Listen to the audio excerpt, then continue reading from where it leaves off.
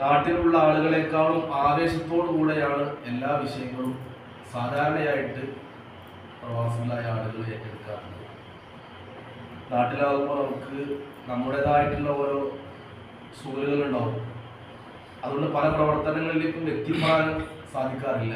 ഇന്നത്തെ സാഹചര്യവും അതാണ് അതിലേക്കാണ് പറഞ്ഞു വരുന്നത്. അൽഹംദുലില്ലാഹ്, എന്നാലും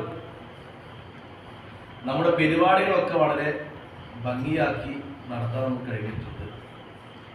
അതിൻ്റെ കണക്ക് അവതരണം ഇന്നലെ രാവിലെയാണ് അതിനെക്കുറിച്ച് സംസാരിച്ചത്. അതിന് ശേഷം ഇന്നലെ വൈകുന്നേരം കടയിൽ നിന്ന് വന്നിട്ട് ഞാൻ വിളിക്കാമെന്ന സെക്രട്ടറിയോട് പറയുകയും